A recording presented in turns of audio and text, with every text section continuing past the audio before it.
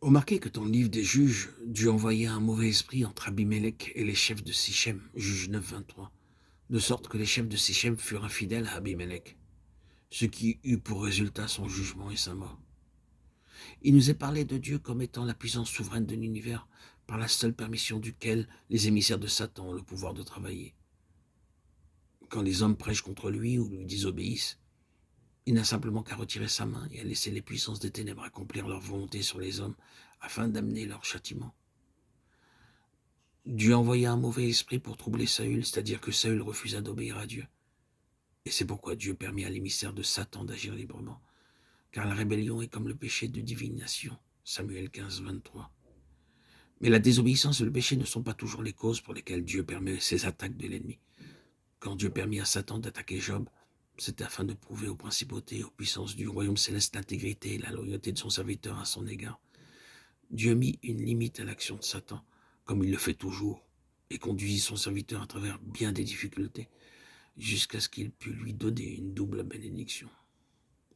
Nous voyons encore que Dieu permit à un esprit malin d'inciter David à faire le dénombrement d'Israël, mais il n'aurait pas dû se laisser séduire s'il avait écouté les protestations de son serviteur Joab.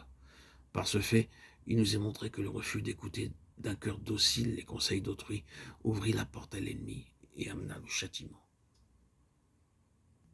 À Pierre encore, le Seigneur dit « Satan a demandé à vous cribler comme on crible le blé ». Pierre n'avait pas encore renié son maître, mais il y avait en lui, à l'état latent, un terrain caché de confiance en lui-même dont l'ennemi pouvait se servir. Et sans cette attaque de Satan, qui mit en lumière ce terrain, il n'aurait pas été apte au service de Dieu, malgré la Pentecôte. Pierre était loyal au Christ et il n'avait pas conscience de pouvoir aller jusqu'à jurer, jusqu'à blasphémer, jusqu'à renier son maître après ces années de communion avec lui. Paul aussi fut attaqué par un ange de Satan, un esprit malin à qui il était permis de le souffleter de façon à ce qu'il ne se glorifiait pas. Il était très exalté lorsqu'il entreprit son voyage à Damas. Et ce défaut de son caractère eut besoin d'être combattu jusqu'à la fin de ses jours. Pierre et Paul étaient tous deux apôtres du Christ et cependant Dieu permit à Satan de les attaquer. C'est aussi ce que Dieu permet pour beaucoup d'enfants de Dieu en ce moment.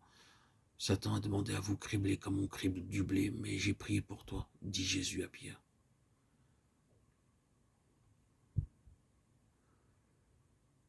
Ce criblage se fait très fréquemment par des attaques de l'ennemi sur un point de notre être dont nous ne sommes pas conscients.